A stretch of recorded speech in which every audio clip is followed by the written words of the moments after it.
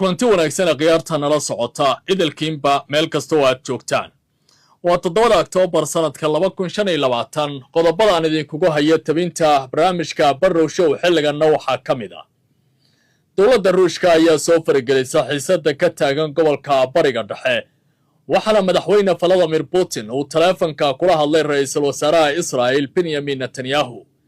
waxaa la isla soo qaaday wada hadallada ka soconaya Sharm el-Sheikh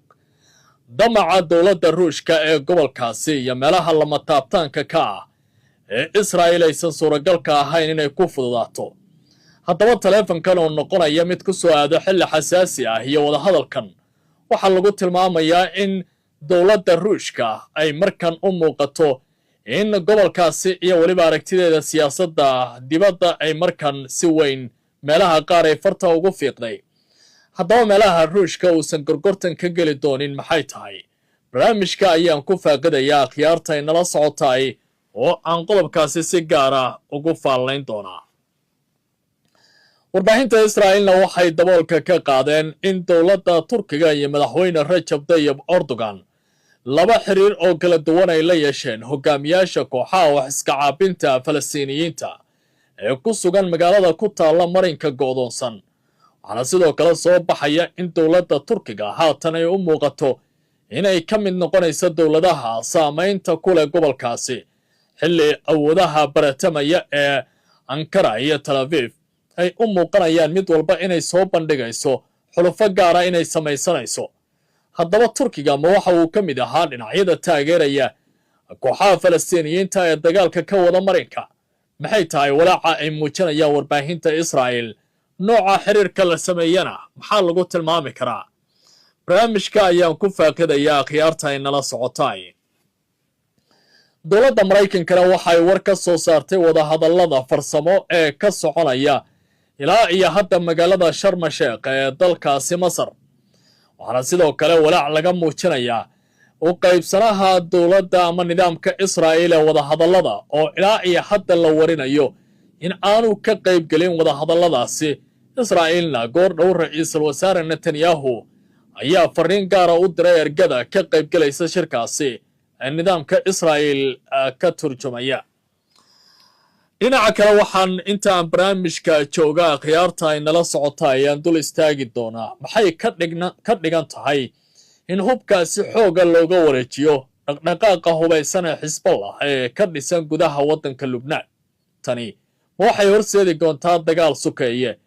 maxayse uga dhigan tahay Israa'iil kooxdaasi oo hubka waysa ma koonfurta Lubnaan ayaa la liqi doonaa muxuu yahay damaca Carabta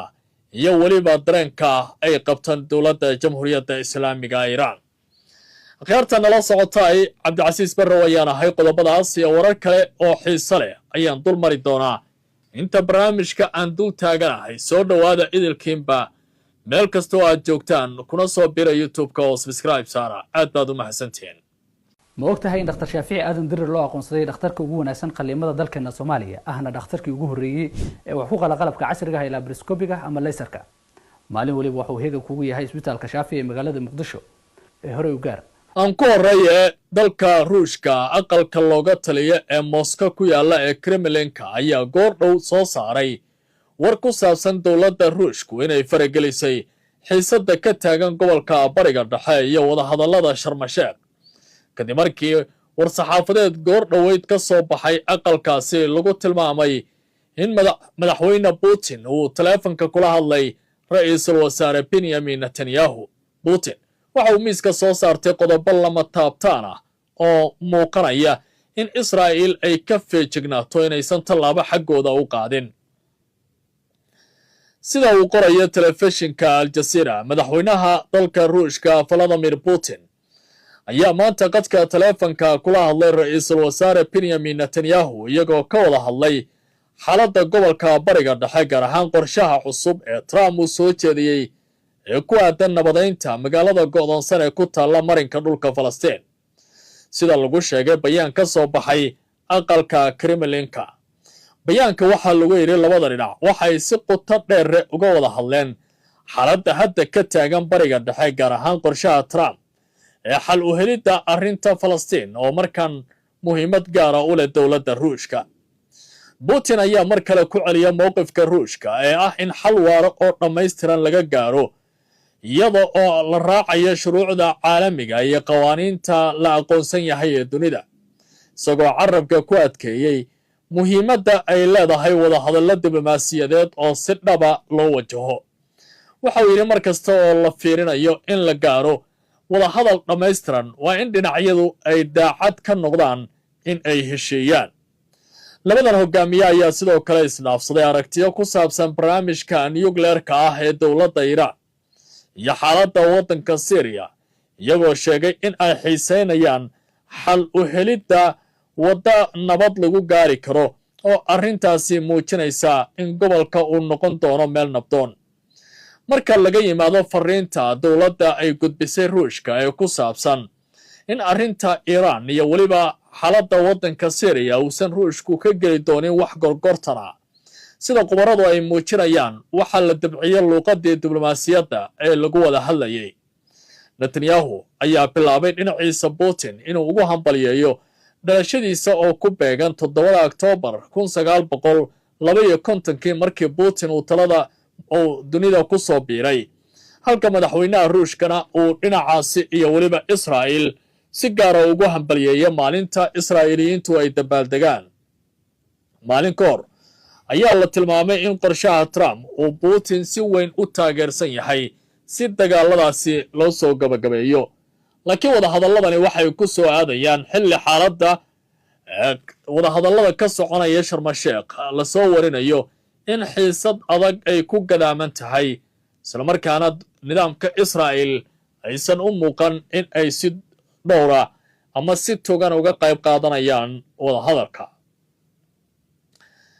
wargeysada Israa'iil ayaa ku soo warramaya in dowladda Ruushka 24 saac ee ugu dambeeyay ay wicitaano toos ah ku sameynaysay ragga hogaaminaya dhaqdhaqaaqyada hubaysan ee Falastiiniyiinta ee ku sugan magaalada go'doonsan ee ku taalla marinka dhulka Falastiin. wargeyska Jerusalem Post ayaa baahiyay qoraal uu ku tilmaamayo in dowladda Ruushka iyo weliba hogaamiyaha ugu sarreeya ee Recep Tayyip Erdogan ay dadaal ku bixinayaan sidii u saameyn lahaayeen dhinacyadan Falastiiniyiinta xilli la doorbidayo in la gaaro qorshaha Trump uu soo jeediyay nabadda gobolkaasi in lagu dhaliyo iyo joojinta colaaduhu ay hadda socdaan. marka la fiiriyo Israa'iil ayaa walaac badan ka muujinaysa dhaqdhaqaaqyada ay sameynayso dowladda Ankara, iyadoo dhinaca kalena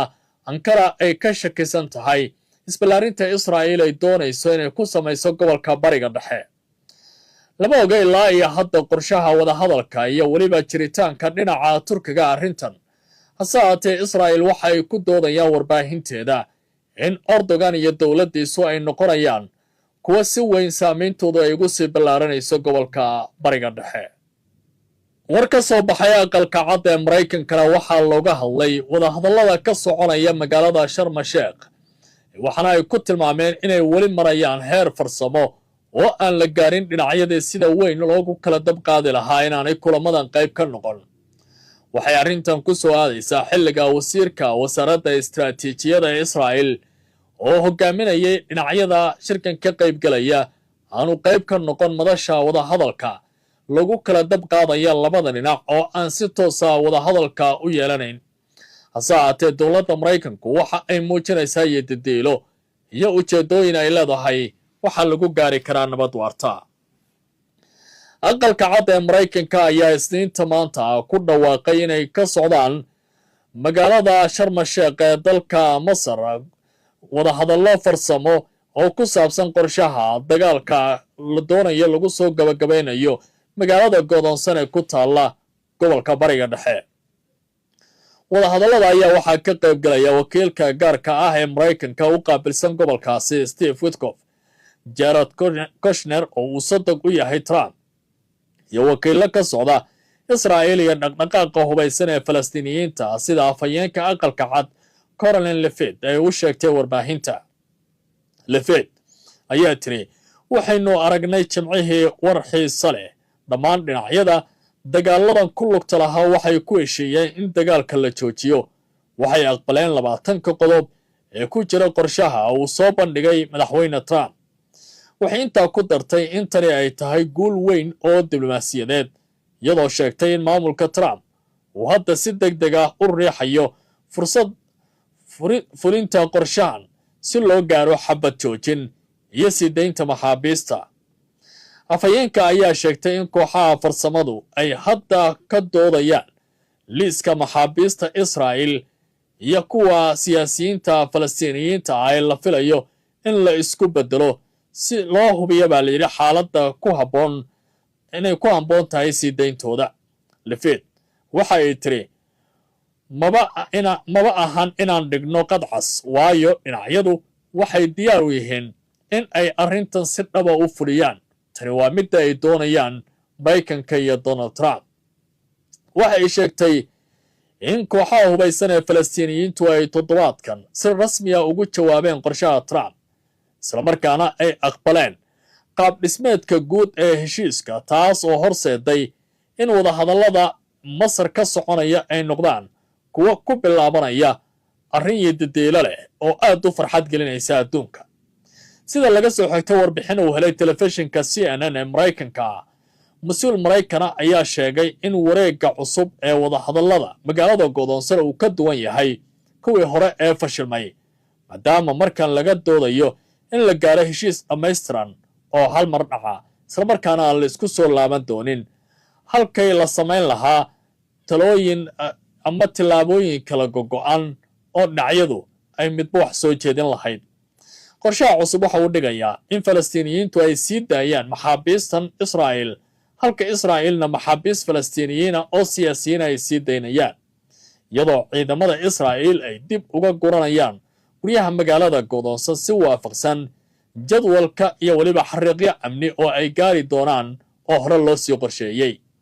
si kastaba ahaatee waxaa weli jira faahfaahinno badan oo ay tahay in laga heshiiyo maalmaha soo socda, halka la filayo in heshiisyadan ay noqdaan kuwa xiiso leh. wararka bariga dhexe marka la fiiriyana waxaa furmay dariishad cusub oo ku saabsan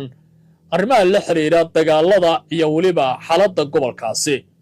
waxaa lagu gorgortamayaa madaxa kooxda Xisballah lagu magacaabo ee ka dhisan gudaha waddanka la yidhaahdo Lebnaan. haddaba su'aal baa imaanaysa oo ah haddii kooxdaasi hubka si qasaba looga dhigo